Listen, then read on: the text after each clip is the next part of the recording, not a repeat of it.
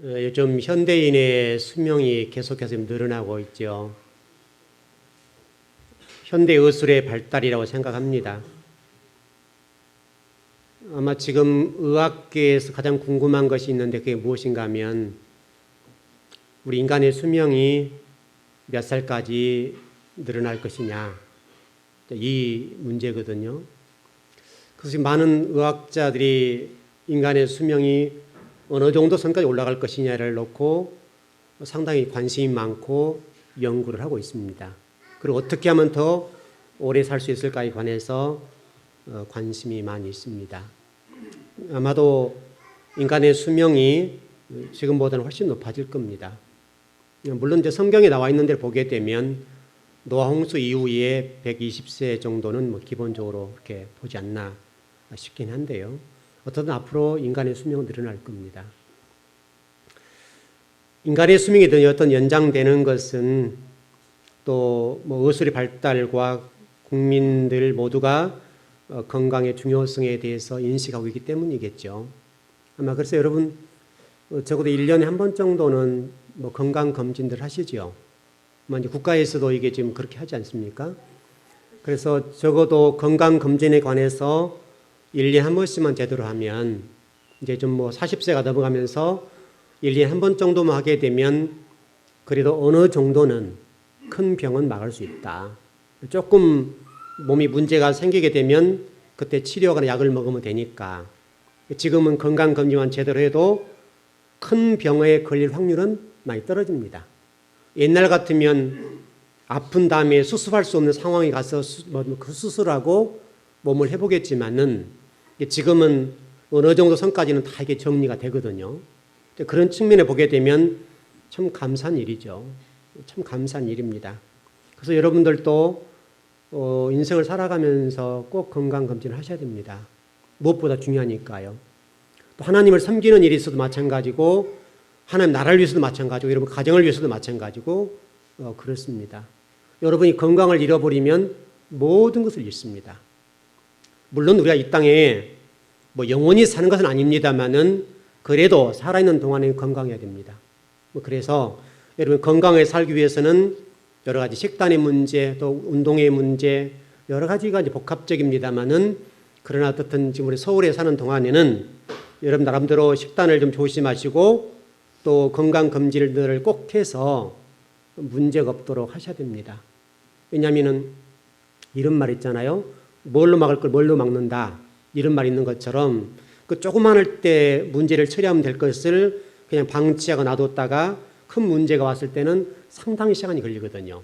물질적으로 또 몸의 건강의 문제로 가정의 물질적인 여러 가지 측면에서 그렇습니다. 그러니까 여러분 40세가 넘어가신 분들은 꼭 건강검진을 하시길 바랍니다. 대부분 우리 성도들은 지금 하고 계시는데 혹시나 안 하신 분들 계신다면 그래도 건강검진들을 꼭 한 번씩 하시길 바랍니다. 그래야 주님을 위해서 멋지게 쓰임받을 수가 있습니다. 여러분 건강 잃으면 아무것도 못합니다. 그러니까 꼭 건강검진들을 하시길 바랍니다. 왜 건강검진 얘기가 나오는가 하면 제가 여러분들에게 말씀드리고 싶은 것은 우리 육신의 건강을 위해서 대부분 지금 사람들이 1년에 한 번 정도는 건강검진 하거든요. 저도 거의 1년에 한 번 정도 한 것 같습니다. 또 다행히 우리 교회 성도 가운데 우리 집사님이 병원에 계시기 때문에 꼭 시간 되면 건강검진 하라고 얘기를 하시고 그래서 저도 건강검진 하는데 감사한 일이죠. 그래서 여러분들도 1년에 한 번 정도는 꼭 좀 건강검진 하시고요. 그보다 더 중요한 문제는 우리가 지금 이제 인간의 수명이 늘어가면서 건강검진의 문제가 상당히 중요하게 어떤 이슈로 등장하고 있는데 그보다 더 중요한 문제는 영혼의 건강입니다. 제가 여러분 뭐 잘 아시는데 제자 얘기를 조금 해볼게요. 시간이 없으니까 길게는 할 수 없는데 아시는 분들은 아시지만 제자가 돈도 벌었죠. 사업에서 큰 돈 벌었습니다. 그래서 1년에 지금 한 30억 정도 매출을 올리니까 괜찮은 편이죠. 시골에서 그 정도 올리니까 살만하거든요. 돈 많이 벌었죠. 돈은 많이 벌었는데 이제 그 제자가 계속 고민하는 게 뭐냐면 이 영혼의 문제예요. 제자가 항상 저한테 하는 얘기가 그런 얘기를 해요. 선생님, 돈은 벌 만큼 벌었고 성공할 것만큼 성공했다는 거죠. 물론 앞으로도 가능성이 있습니다만은 그러지 교회 문제 때문에 교회를 나와서 갈 곳이 없어서 계속 방황하고 있거든요. 그래서 지난 주간에 좀 통화를 제가 좀 했었습니다. 제가 계속 좀 교회를 알아보고 이 교회 갔으면 좋겠다 한 교회가 좀 생겨서 제가 이제 그 교회 주소와 그 목사님 명함 뭐 성명입니까? 그걸 이렇게 다 써서 메일로 보내주었는데 전화가 왔었어요. 그래서 이제 통화를 좀 했었습니다. 그 교회를 꼭 가보라 그랬더니 하는 얘기가 선생님 그 교회가 우리 그 집 앞이라는 것이지요. 집 앞에 있었다는 거예요. 그래 등잔 밑이 어두운 거죠. 그 등잔 밑이 어두운데 교회가 아주 작은 교회래요. 작은 교회인데 그 교회 보니까 말씀 중심의 교회더라고요. 말씀 중심의 교회고 철저히 교회 말씀을 가르치는 교회여서 어떻든 제가 좀 추천을 해드렸어요. 제자한테. 그래서 아마 이번 주 아마 가볼 겁니다. 이번 주는 다음 주에 가본다고 그랬는데 한번 가서 한번 몇 번 정도 확인을 해보고 말씀의 중심의 교회라고 한다면 등록을 하겠다 이렇게 얘기를 합니다. 왜냐하면 지금 여러분 수많은 성도들이 지금 우리 서울 하늘 아래에도 영혼의 문제 때문에 교회를 찾지 못해서 이곳저곳을 방황하는 성도들이 너무 많습니다. 한 곳에 정착하지 못하고 말씀을 찾아서 이 교회로 저 교회로 계속 돌아다니거든요. 그래서 너무너무 지금 영혼들이 말씀을 먹지 못하고 어떤 영적인 갈증이라고 합니까? 이것 때문에 참 고통을 겪거든요. 지금 우리가 잘 몰라서 그렇지 우리의 지금 수요동이 좀 꼴짝이 속에 들어와 있잖아요.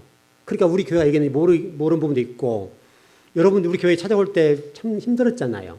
우리 교회가 뭐 소문난 교회도 아니고 그것도 뭐 대형 교회도 아닌데 다 그래도 이 지역에 지금 사람들이 별로 안 사는 동네 아닙니까?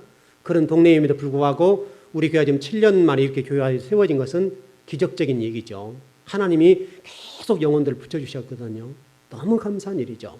어떻든 간에 여러분들은 그래도 나름대로 교회에서 말씀을 중심으로 가는 교회에 소속되어 있다는 것이 행복한 일인데 지금도 수많은 영혼들은 하나님 말씀을 먹지 못해서 이곳저곳을 떠돌아다니고 참 고통을 겪습니다.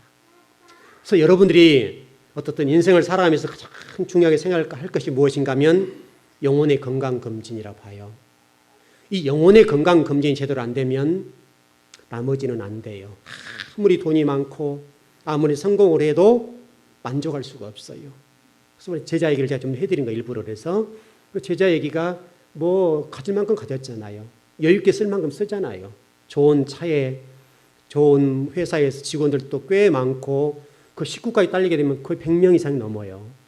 100명 넘는 식구들을 먹여 살리거든요. 어떤 지방에서 중소기업 정도 되잖아요. 그러니까 한 사람이 성공하니까 한 100여 명의 사람을 먹여 살린단 말이에요. 그것도 넉넉하게 먹여 살린다고요. 그리고도 뭐 외국의 선교지에 선교 헌금들을 보내고 이런 일을 하니까 얼마나 멋지게 사냐고요. 그럼에도 불구하고 지금 정해진 교회가 없어서 이곳 저곳을 떠돌아다니면서 교회를 찾으라고 그렇게 애를 쓰거든요. 그래서 조금만 가까우면 서울 오겠는데 늘 그 얘기를 해요. 근데 이 거리가 벌써 4시간 이상 떨어진 교시니까 어떻게 올라오겠어요?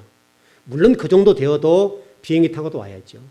와야 되지만 그것은 쉬운 일이 아니고 또 뭐 차를 가지고 올라온다 한다면 그것도 쉽진 않죠. 쉽진 않지만 물론 우리가 정말로 영혼의 문제를 어떤 생각하면서 그런 교회를 찾지 못한다면 와야죠. 저는 물론 마지막에는 그렇게까지 하겠지만은 현재는 그곳에서 교회를 찾아보라고 지금 예를 쓰거든요.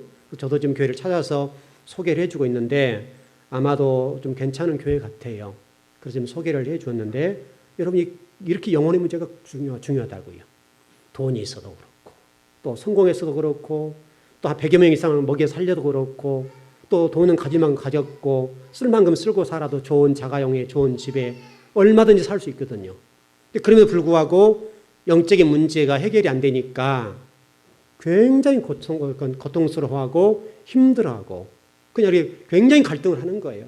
늘 만족하지 못하고 또 그러다 보니까 부부싸움도 일어나고 자녀와의 문제도 생기게 되고 또 직장에서 사업적인 직원들과의 문제 속에서 늘 문제를 일으키고 영혼의 문제가 흔들리고 해결이 안 되니까 사업도 그것 때문에 최근에 한 1억 정도 손해를 봤어요. 영혼의 문제 해결이 안 되니까요. 그래서 직원의 문제로 인해서 한 1억 정도 손해보고 막 직원들이 말썽을 일으키고 계속 이러는 거예요. 그렇게 굉장한 손실이죠. 그게 또 정신적인 스트레스, 시간을 투자해야 되고 얼마나 많은 고통을 겪는지 몰라요. 그래서 이 영혼의 문제가 그렇게 여러분 중요하다고요. 여러분 오늘 추수감사절이에요. 추수감사절은 오늘 우리가 지금 이제 우리 다음 주에 임직 예식이 있어서 아주 이제 좀 이렇게 간촐하다 합니까? 아주 조금 올려드리고 드리게 되는데 원래 우리가 추수감사절 우리 교회가 굉장히 잔치하잖아요. 굉장히 많이 풍성하게 잔치를 베풀고 성도 성호 안에 떡을 떼고 맛있는 음식을 먹고 이제 그런 게 우리 교회 전통이거든요. 근데 이번 주에는 이제 좀 이것을 좀 삼가한 편이었죠. 왜냐하면 다음 주에 우리 임직식이 있으니까 맛있는 음식도 장만할 것이고 그래서 이중으로 이렇게 좀 복잡해서 또 어제 우리 좀 뭡니까 김장했잖아요. 그래서 김장했기 때문에 여변에 좀 그냥 넘어가는데 여러분 오늘 추수감사를 생각해 보자 이 말이죠. 추수감사 여러분 생각해 보면서 여러분 1년 동안 하나님 우리에게 먹여주시고 입혀주시고 또 마시게 하시고 또 내가 등을 기대고 잘 수 있는 집 어떤 그런 집이 있다는 사실이 너무 감사하잖아요. 여러분 지금 생각해 보세요. 지금 이 날씨가 추워지는데 지금 갈 곳이 없는 영혼들이 너무 많거든요. 우리나라 안에서도요. 그래서 이 지금 뭐 우리나라 큰 뭡니까 공공기관들이 이 좀 노숙자들 못 들어오게 하잖아요. 그러니까 이 노숙자들이 거리로 내몰린다고요. 내몰리다 보니까 이곳저곳을 기웃거리게 되는데 이로 인해서 봉사를 하는 사람들이 1년에 굉장히 많아져요. 여러분들은 그런 자리에 있지 않다는 사실만 해도 감사하지요. 또 여러분 외국 같은 데 보시면 그 최근에 그 뭡니까 그 가난한 나라들에게 좀 조명해 주는 것들이 있더라고요. 보니까 너무너무 가슴이 아픈 것들이죠. 그냥 이렇게 내전으로 인해서 먹지 못해서 영양실조로 몸이 망가지고 아이들이 죽어가고 그런 것들을 보잖아요. 그게 너무나 안타까운 일이 많죠. 우리가 지금 할 일이 너무너무 많은 거죠. 너무나 많은데 오늘은 좀 추수감사절 좀 본질적인 부분을 다뤄보려고 그래요. 우리 이제 추수감사하면 이제 생각하는 것이 하나님 앞에 이제 물질을 올려드리자 이런 생각들 많잖아요. 물론 감사한 일이에요. 그러나 한번 이 추수감사절을 좀 정리해 보십시다. 이 추수감사절 문제는 영혼의 문제거든요. 영혼의 문제인데 원래 지금 우리나라의 추수감사절은 미국의 추수감사절을 가지고 들어왔죠. 미국의 추수감사절을 가지고 들어왔어요. 여러분 미국 그 청교도들이 영국에서 신앙의 자유를 찾지 못해서 메이플라워로 합니까? 그 메이플라워를 타고 이게 2달 동안 항해를 했거든요. 항해하는 동안에 거의 한 절반가량의 사람이 죽고 또 정착하는 과정 속에 인디언들의 습격과 각종 질병들에 의해서 굉장히 많이 죽었거든요. 그러니까 생사를 건 싸움이었어요. 영국이라는 자기 나라를 버리고 이때 신앙의 자유를 찾아서 이 대서양을 건너서 이 2달 동안 항해를 하게 되고 항해하는 동안에 굶주리고 이 파도 때문에 죽었단 말이죠. 수많은 사람이 죽었어요. 그리고 또 인디언들과 사이에서 정착하는 과정 속에 또 습격당해 죽기도 하고 또 질병 각종 이런 것들로 인해서 굉장히 많은 사람이 죽었다고요. 이게 여러분 청교도예요. 이게 미국이에요. 그뿐만 아니라 이 사람들이 먹지 못해서 얼마나 고통을 겪었는지 몰라요. 그 사람들이 이 도착한 날짜가 11월 9일이에요. 1620년 11월 9일 날 도착을 했는데 여러분 생각해 보시면 우리나라 어떤 12월 달 시작하면 추워지잖아요. 그러니까 뭐 곡식을 거둬들이지 못했으니까 가서 겨울을 났어야 되잖아요. 그래 얼마나 고충이 많았겠어요. 먹지 못해서 죽고 또 추위와 싸우다 죽고 이런 사람들이 너무나 많은 거예요. 또 질병하고 싸우고 그러다 또 인디언들의 공격을 받게 되고 이런 일 때문에 참 많은 사람이 희생을 당했어요. 이게 여러분 청교도들입니다. 이제 이 사람들이 겨우내 정말 이런 어려움을 겪게 되고 또 짐승을 사냥하게 되고 또 그 가운데 인디언들 가운데 좋은 사람들이 이것저것 좀 갖다 주기도 하고 또 뭐 곡식을 재배하는 방법도 가르쳐 주고 이런 과정을 거치면서 1년을 지냈거든요. 그리고 나서 11월 말 정도에 그 곡식을 쫙 걷어들이는 거죠. 그러니까 그 죽음 앞에 이르렀던 자기 식구들과 동료들 생각해 보면서 풍성을 걷어들인 걸 생각하면서 칠면조를 잡고 인디언들은 사슴을 잡아서 풍성한 잔치를 벌인 거예요. 잔치를 벌이면서 그 모든 잔치의 출발을 예배로 출발하는 거예요. 하나님 우리의 이 신앙의 자유를 떠나서 이렇게 와서 1년 동안의 풍성한 은혜를 주셔서 너무너무 감사하고 이제 이곳 정착에서 하나님을 섬기겠습니다. 그러면서 여러분 추수감사절을 지냈어요. 그게 여러분 추수감사절의 유래예요. 미국 사람들이 지내는. 지금도 이 미국 사람들은 이 추수감사절이 되면 칠면조를 잡아서 떡을 떼고 나누어요. 이 전통이 됐어요. 그래서 그 사람들이 그렇게 지금 하고 있다고요. 우리나라 추수감사절을 볼까요? 우리나라 추수감사절 조금 다르긴 다르지만 이런 얘기예요. 한국 교회에 최초로 복음을 전했던 아펜젤러, 언더우드라고 하는 선교사도 있었죠. 이 사람들이 복음을 전하는 과정 속에 우리 성도들, 우리나라 민족들이 굉장히 가난했잖아요. 굉장히 힘들었다고요. 복음을 받아들이고 그게 소망이 생기고 미래에 대한 이 소망이 생기면서 이 백성들 사이에서 어떤 생각이 들었는가 하면 이런 생각이 들었어요. 특별히 그 가운데에 서경조 장로란 분이 나중에 목사님 되셨습니다마는 이분이 발의를 했어요. 이렇게 복음을 받아들이고 우리가 소망이 생겼는데 우리 백성들에게 복음을 전하고 민족의 미래를 위해서 우리가 추수감사절을 지내자. 그게 여러분 추수감사절의 유래예요. 우리나라 출발이에요. 그러니까 여러분 우리가 생각하는 이 곡식의 문제가 아니라 더 중요한 문제는 이 언더우드 아펜젤러가 복음을 전한 것 때문에 새로운 소망과 꿈이 생기고 하나님의 은혜로 살게 되고 먹고 사는 이런 문제가 해결되니까 이 민족 희망을 줄 수 있겠다. 그래서 이 민족 희망을 주자. 그리 출발한 것이 추수감사절이에요. 조금 우리 생각과 다르죠. 시간이 지나서 좀 달라졌지만 이 최초로 추수감사절이 시작될 때는 교회만이 희망이고 이 민족이 희망인데 우리 교회가 이 희망의 등불이 되자. 그렇게 출발한 것이 추수감사절이에요. 그래서 여러분 실질적으로 우리나라가 뭐 여러 독립하는 문제 여러 가지 이런 일을 거치면서 대부분의 우리 기독교인들이 거기에 지도자들이 다 됐잖아요. 그런 출발 같아요. 그러니까 여러분들이 생각하는 단순하게 생각하는 어떤 먹거리 문제뿐만 아니라 더 중요한 문제는 하나님이 저와 여러분의 자녀를 삼아주시고 이 민족의 희망이 될 수 있는 그런 자리에 이룰 수 있도록 하신 것에 감사하자. 그래서 추수감사 출발했다는 거예요. 여러분과 제가 정말 이 민족의 희망이 됐으면 좋겠습니다. 지금 많은 사람들이 어렵고 또 경기가 침체되고 또 시리에 빠진 사람이 많고 그렇거든요. 그때 여러분과 제가 그들의 희망과 소망을 주어서 그들로 하여금 새로운 일에 도전할 수 있도록 만들어 줄 수 있다면 얼마나 좋겠나. 그렇게 좀 출발했으면 좋겠습니다. 그래서 사도 바울은 이런 얘기를 합니다. 나의 나 된 것은 하나님의 은혜다. 이런 출발이었으면 좋겠습니다. 이 사도 바울이 여러분 아시는 대로 얼마나 많은 모욕을 당하고 얼마나 고충을 당했습니까? 얼마나 힘든 일을 겪었습니까? 그런데 그것은 자기는 안중이 없다는 거예요. 뺨을 맞는 거, 감옥에 갇히는 거, 때로는 사람들이 모욕을 당하고 또 매를 맞기도 하고 굶주리고 홀부어서 보기도 하고 사람들의 모욕을 당하기도 하고 사람들에서 손가락질 당하기도 하고 그런데도 불구하고 사도 바울은 그런 일에는 아무렇지 않은 거예요.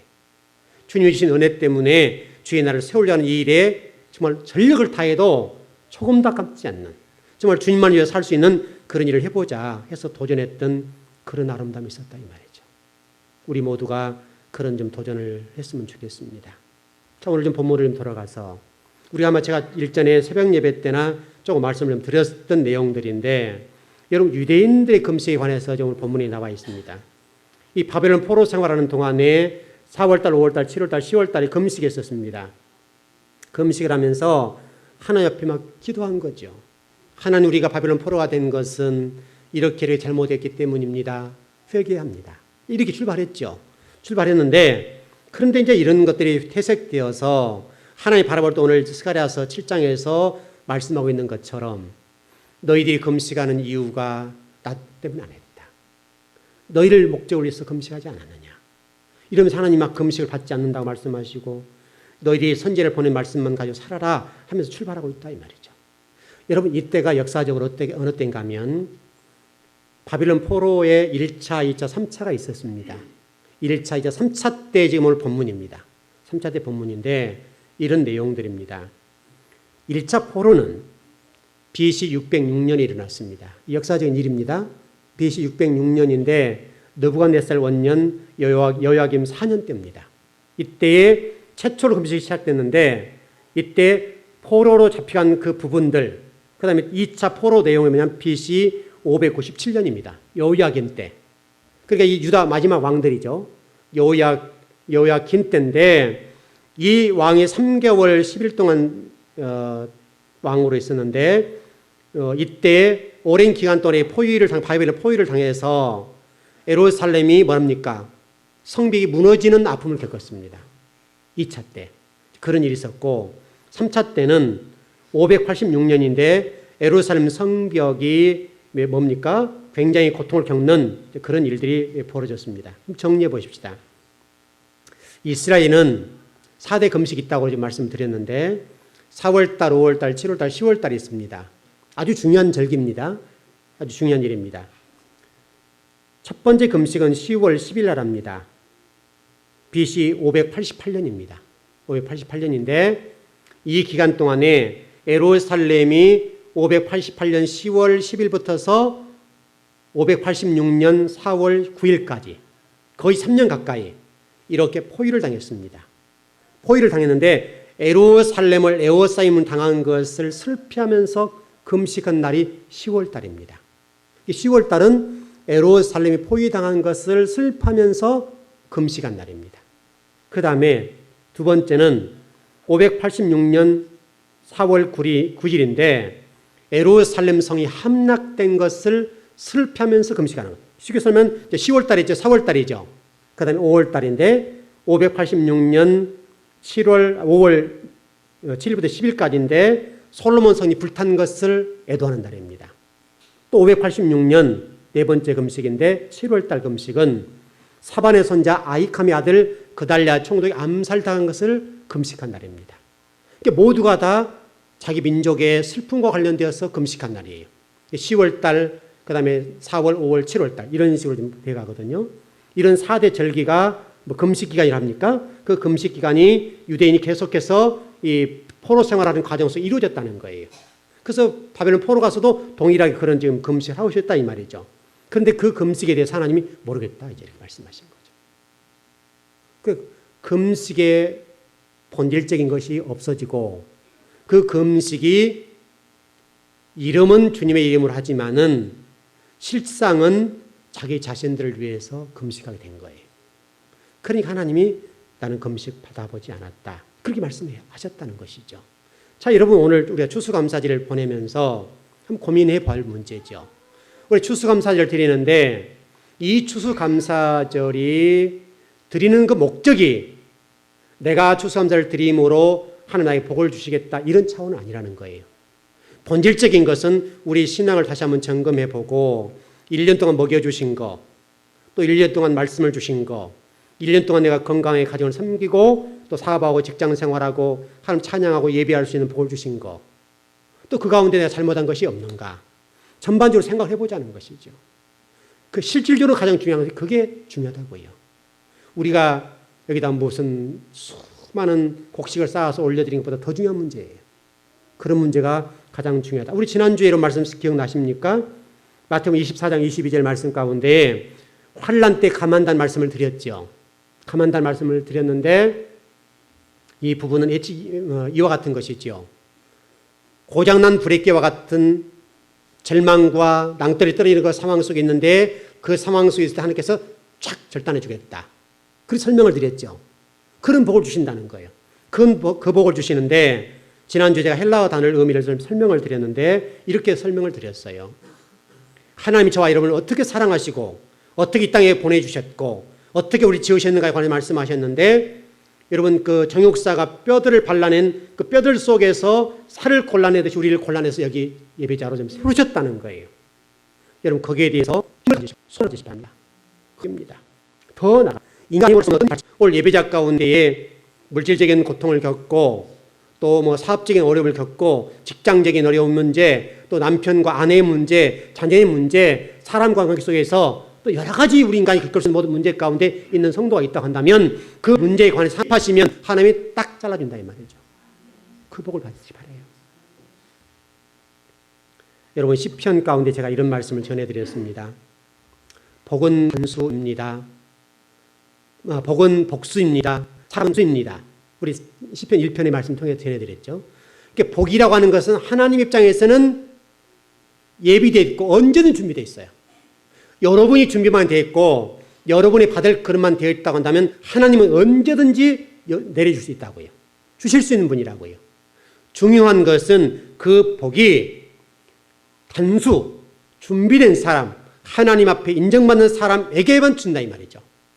여러분 이것을 잊지 않으면 좋겠습니다. 그래서 여러분들이 이 시대에 이런 복을 구하지 않는다 할지라도 진리 말씀 가운데 바르고 올바르게 살 수 있다면 지금도 저와 여러분이 있습니다. 그 문제를 걱정하지 말라는 거예요. 그 문제는 우리가 신경 안 쓴다는 거예요. 왜냐하면 여러분 누구에게 보세요.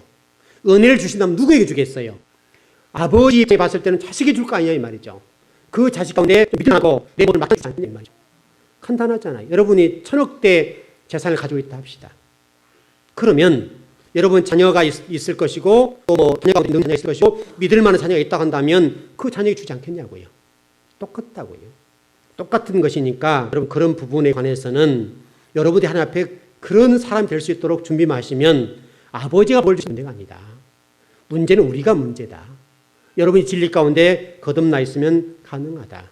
그래서 여러분 시편 1편에서 이미 우리가 이런 말씀을 들었죠. 목사라는 단어를 제공했는데 목사이 나는 말씀을 가르치는 자, 말씀을 전하는 자가 그 말씀을 전했는데 그 안에서 말씀 전하는 자 집사님 왜 그 말씀대로 살지 않으세요? 라고 말하기 전에 그 말씀대로 살아버린 자가 복이 있다. 그게 말씀을 묵상하는 자다. 여러분은 모세 7절에도 그리 되고 창세기 1장 1절을 공부해요. 창세기 1장 1절에서도 창세기 1장 1절을 하나님이 말씀하신 시를 타고 있다. 신앙을 다루고 있는데 여호수아 1장 10절 8절 말씀과 같이 하나님이 토라라는 말씀이 율법이라는 이 말씀이 좌로 우로 치우쳐 뒤로 보지 아니하고 선전하는 것이다. 하나님 말씀을 붙잡고 오직 앞으로 가는 것이 신앙이다. 그런 성도에게 하나님 볼 주시고 그 성도를 하나님 세워서 하나님 나라의 주인공으로 삼아주시겠다는 거예요. 그게 말씀 잡고 우리 지난주에 동일하게 하박국 2장 4절 지난주입니까? 지난주입니까? 그 말씀 가운데 여러분 우리 보편적인 신앙관이 아닌 이 하박국 2장 4절의 말씀에서 믿음이라는 관점을 설명했는데 진실하고 정직하고 하나님 말씀 가운데 그대로 사는 영혼들 의인된 성도들에게 하나님이 살 길을 열어주겠다. 어떤 환경 속에든지 어떤 어려움이 오든지 간에 내가 살 길을 열어주겠다. 그렇게 말씀하셨습니다. 여러분 앞으로 시대요 굉장히 어려워져요. 어려워진다는 사람은 분명합니다. 분명한데 이 어려움을 겪을 때에 여러분들은 그 가운데 어려움을 겪는 가운데에 구원함을 받길 바랍니다. 하나님 여러분들 뽑으셔서 모든 사람의 고통을 겪고 모든 사람이 힘들 때 그 사람들 먹여줄 수 있을 만큼의 능력자가 되길 바랍니다. 나 혼자 배불리 먹을 그것을 떠나서 그 복과 은혜가 다른 사람을 먹이고 살릴 만큼의 능력 있는 성도가 되었으면 좋겠습니다. 혹시 오늘 추수감사제를 지내면서 아마 이런 고통이 있겠죠. 물질은 많지 않고 또 예물은 드려야 되겠는데 혹시 그것 때문에 고민하신 성도들 있으셨죠? 하나님이 아실 겁니다. 그러나 여러분 그 헌금보다 더 중요한 문제는 여러분이 하나님 앞에 온전히 쓰임받는 그런 성도가 되는 것이 중요합니다. 어떤 성도 얘기를 좀 들어보니까 마음이 아픈데 헌금을 드릴 것이 없어서 일을 나갔다는 얘기를 들었어요. 그러니까 추수감사는 다가오는데 물질은 없어서 드릴 것이 없고 은혜는 많은데 받은 은혜는 많고 사랑은 많은데 물질이 없어서 고통 가운데 있어서 나가 돈을 벌어서 예물을 드려야 되겠다 싶어서 일한 분이 있었다는 거예요. 그래서요 제가 그 얘기를 듣고 참 감동이에요. 또 너무 마음이 아프고 그런 부분입니다. 여러분도 어떻든 하나님 향해서 그런 어떻든 뭡니까? 정성이 있잖아요. 하나님 향해 뜨거운 마음들 있잖아요. 그런 마음이 있다고 하나님께서 그걸 받으셨고 기뻐하실 것 아니냐. 그런 거 아닙니까? 정말 그런 자세로 예배를 드리고 있다면 얼마나 좋겠나. 우리 모두가 좀 그런 정성과 그런 뭡니까? 하나님의 뜨거움이 우리 영혼 가운데 회복됐으면 좋겠습니다. 그냥 1년이다 또 추수감사 드렸네 이런 것들이 아니라 좀 그랬으면 좋지 않겠나. 그러면 우리 주님이 얼마나 우리 보시면서 좋아하실까 그런 말씀입니다. 여러분 오늘 본문의 말씀으로 들어가 보십시다. 여러분이 혹시라도 물질 문제 때문에 고통을 겪고 또 세상에 사는 돈 때문에 물질 문제 때문에 고통을 겪는 분이 있거나 어떤 어려운 문제가 있다고 한다면 오늘 하나님 말씀하신 말씀 가운데 그런 말씀이 있습니다. 너희들이 선지자를 통해서 보낸 말씀들 가운데 그 말씀대로 살아봐. 그러면 내가 너의 모든 문제 풀어줄게. 과부와 나그네를 섬기고 판결을 굽지 말고 진리 말씀을 살아봐. 그러면 우리 주님께서 저와 여러분의 모든 문제를 풀어주신답니다. 여러분 믿으시죠? 예, 그 말씀을 붙잡길 바랍니다. 지금도 동일합니다. 지금도 동일하고 마찬가지입니다. 근데 오늘 본문에도 그런 말씀이 나와 있지만 그 당시에 그렇게 스가랴 선지자를 통해서 하나님 말씀하심에도 불구하고 살 길을 열어준 거죠. 그럼에도 불구하고 귀를 닫았다. 그리고 등을 돌렸다. 이런 말씀이 있거든요. 여러분 말씀을 통해서는 또 신앙의 입장에서는 등을 보이지 않길 바랍니다. 앞으로 가세요. 앞으로. 도전해 가세요. 도전해 가시고 앞으로 좀 향해서 한번 가보시길 바랍니다. 그럼 하나님께서 은혜와 복을 베풀어 주신다고 생각을 합니다. 복을 주실 뿐만 아니라 하나님 해결해 주시면 끝나죠. 그리고 이런 8장에 넘어가서 보니까 이런 말씀이 있습니다. 그런 말씀 쭉 가운데 이런 말씀이 있는데 읽어드렸으면 좋겠는데 시간이 있으니까 부족하니까 한번 제가 주보에는 올릴 겁니다. 난주 읽어보시기 바라는데요. 8장 18절에서 23절 말씀입니다. 그 내용 가운데 보면 이미 제가 새벽 예배 때 말씀을 드렸습니다. 이런 말씀이 있습니다. 너희들이 말씀 들으면 살고 예루살렘의 예배가 회복되면 내가 예루살렘의 거리에 많은 사람들이 오고 가도록 만들어 줄게. 똑같은 얘기죠. 여러분의 사업장, 가정, 자녀, 교회 다 똑같습니다. 여러분의 사업장에 사람이 없거나 또 직장에 또 가정에 그런 부분이 있다고 한다면 하나님이 사람을 붙이면 될 거예요. 여러분의 그런 복을 꼭 받으셔야 됩니다. 특별히 추수감사절을 지내면서 여러분들이 그런 복을 받을 수만 있다면 너무나 좋겠습니다. 여러분의 사람이 모이고 여러분 주변에 사람들이 많아져서 그 때문에 기쁨이 되고 즐거워지고 또 교회에 연세드신 분이 많아지고 분위기가 많아지고 또 많아지고 그게 교잖아요. 그런 복이 된다 이 말입니다. 자, 오늘 결론적인 부분을 정리해 보십시다. 예수님이 아마 이제 언제 올지는 모르겠지만 오실 겁니다. 오시겠죠? 오시는데 예수님 오신 이후에도 계속해서 지켜지는 절기가 있습니다. 여러분 이미 우리 새벽녘 공부했죠? 기억나시나요? 초막절입니다. 초막절은 예수님이 재림하신 이후에도 계속 지켜진답니다. 지켜지는데 굉장히 중요한 말씀들이거든요. 근데 이 초막절에 관해서 말씀을 볼 때에 이런 말씀이 있습니다. 초막절에는 두 가지 의미가 있는데 하나는 이런 의미입니다. 초막이란 그 의미 가운데 첫 번째는 임시 건물이다. 임시 건물이라는 말은 곧 저와 여러분들이 이 거처하는 이 장소는 영원히 살 곳이 아니다. 여러분이 살 곳은 하늘나라다. 하늘나라를 지향하고 거기에 소망을 두어야 된다. 이런 얘기입니다. 좀 문제는 지금 현대 그리스도인들이 너무나 육을 지향하고 땅을 지향하는 경향이 많아요.